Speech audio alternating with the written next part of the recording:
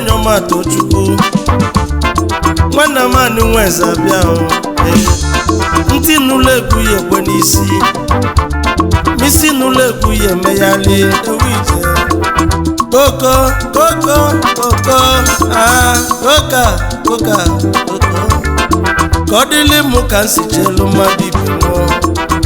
nyadịlị ka isi chelu m onenu nyadịlị mụ ka nsi chelu ihe onenu ncheli mama bịalụ m ewo ncheli njọjọ bịalụ m nenu ichelu m ọnwụnwụ kpuchie ya ezi nenu ilolu m ọnwụnwụ gbugba ya ewo ichelu m mama bịalụ iyo nenu ụwa ichelu m ndụ ndụ ụwa li ya ọjị onye nta bụ n'obi tabụkpọ mmanya onye nta n'obi tabụkpọ mmanya ọkwa onye nye ncha ka ọwụ arụ ọwụsizia na arụsị n'anya ka mọcha ọga-ebuna m ọga-ebuna m ọga-ebuna m ya dịla iyi ka isi chelu m ifeọma mmele buna m ọgọ mmele buna m n'elu ụwa obi ndị mmadụ ajọka n'elu ụwa obi ndị mmadụ ajọka ahụ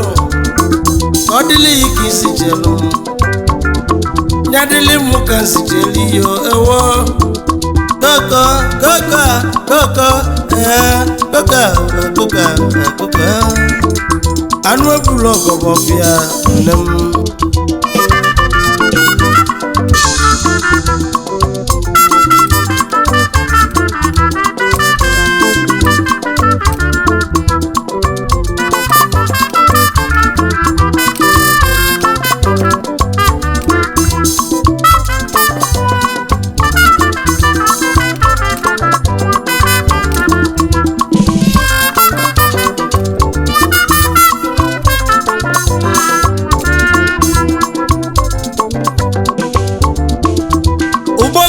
ejenu mmadụ ka nchekwube ejebe onye ka nchekwube bata ụgbọ ka Peter Chukwumede na mani nye dịlị mụ ka si cheli iwa n'ọfụ ụgbọ ka ọ dịlị iyi ka isi chelu m ewo Peter Ede na mani ka ọ dịlị iyi ka isi chelu ka ọ dịlị mụ ka nsi cheli onye ụgbọ ka n'iyi arị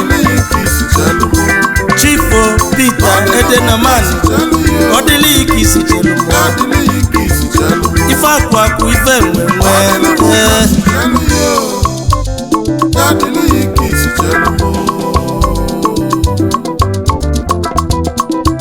ofu nwoke onye ụgbọ ka zara afa zaa anya dịrị mụ ka nsi chere gị nụ ọ bụ onye ka m na-ekuzinu Chief Peter Chukwuma Ede na mani nya dịrị mụ ka nsi chere one of ụgbọka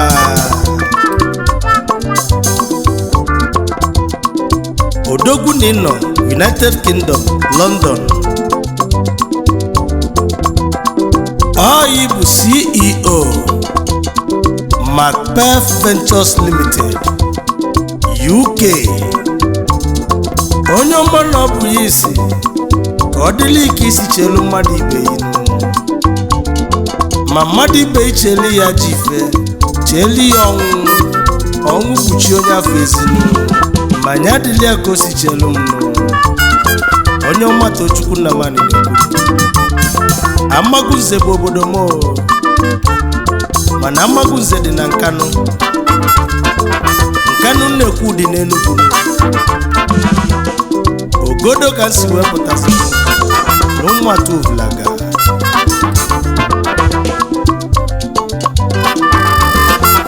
koko okoka akoko okoko ka ọ dịlị m ka nsi chelu mmadụ ibe m nchelu mmadụ ibe m mma bịakwanụlụ m nchelu mmadụ ibe m njọ asị m njọ ruo m arụ mana mmadụ ibe m chelu m njọ ka ọ ya afụnụ ọ bụ na ọnwụ ka ichelu ọnwụ gbuchie ya ezinu ka ọ dịla ike isi chelu m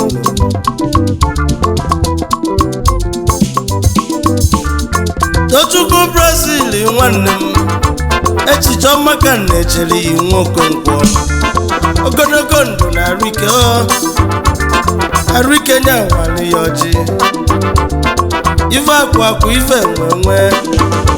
ya dịkwala ụmụka si cheli ya Tozi họtelụ na Abuja akonye weta na Brazil Tochukwu Brazil ekene ya dịlị m ka nsi cheli ya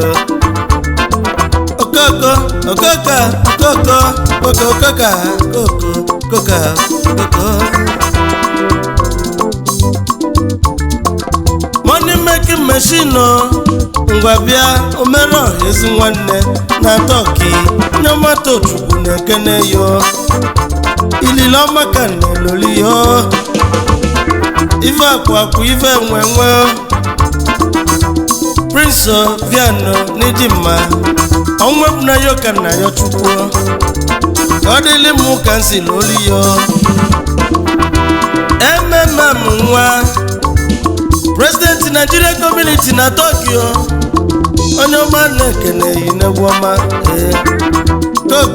koko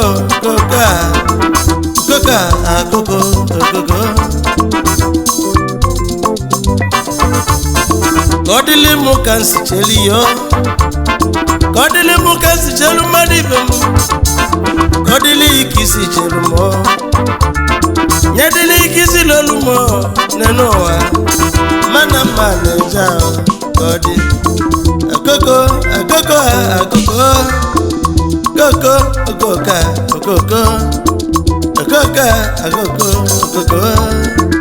haba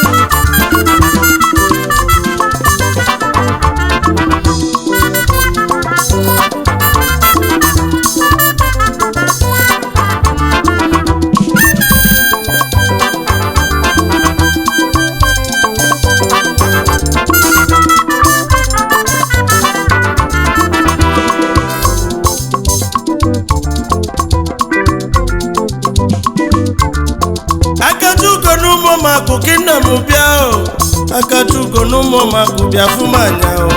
adịlị m ka nsi loli yo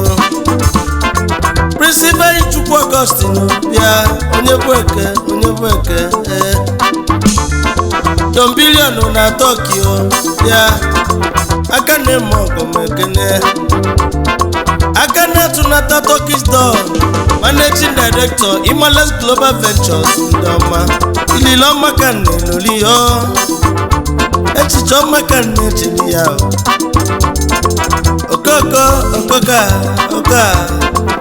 Don Billion na Turkey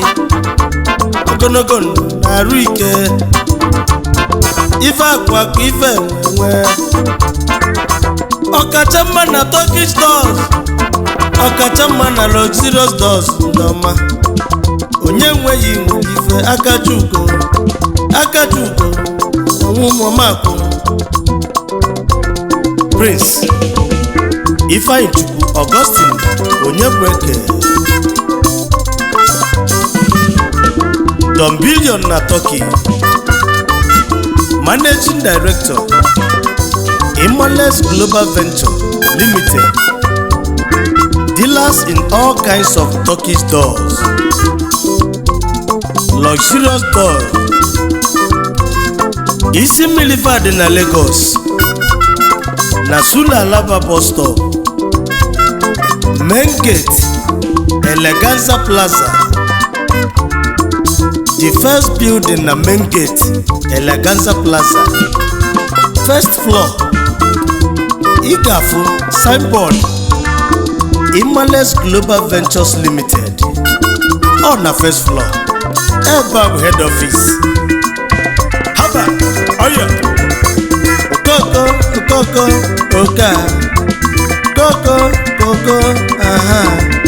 Kodili mukansiloli owije negwoma. Tombilionu si mukene nuku nwania. Chinwata gwagwekene. Emmanuel Onyebeke Odogwu Nyadili mukanzijeli yo negwoma. Ogologo ndụ na arụ ike nke na-alụ n'ụwa fụrụ anya. Ifi melu na chukwu ya akụ ụgbọ n'ụwa. Nwanne mmadụ abụrụ ya onye ọma. Nwanne ozu na uwozu arụ. Bosi nke nwanne ezi ọya na Owije Kodili mukansiloli yo. Okoko oka Owije Mubo nyomato chukwu n'ụwa.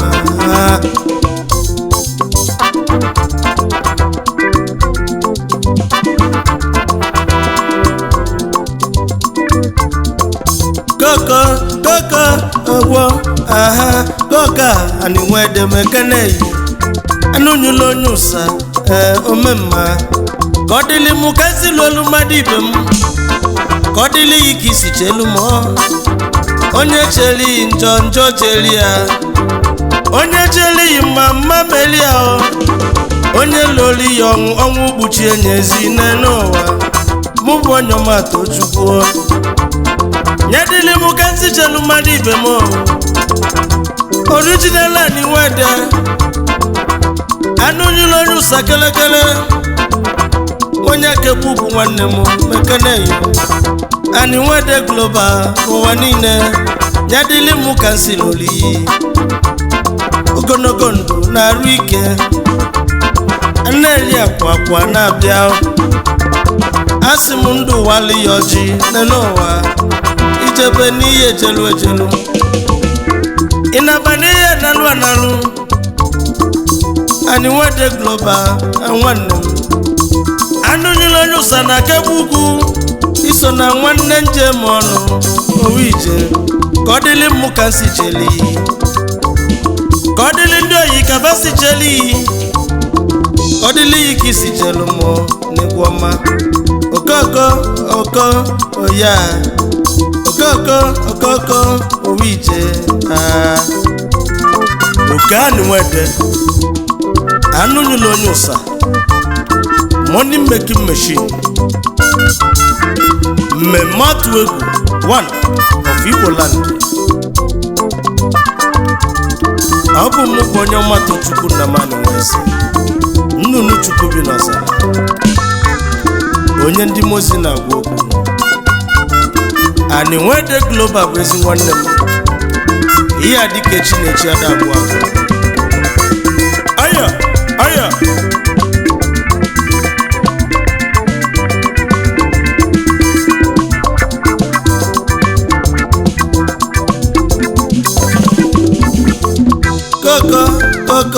Koka Nwachimeleze na Nsụka ililo maka njeli yo ogologo ndụ na arụ ike. Nwachimeleze bịa mekane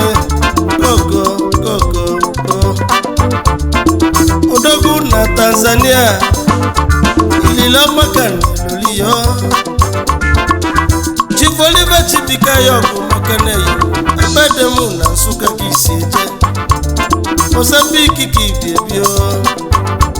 onye ọmatụ mekane yo n'idimma. Okoko akane mogo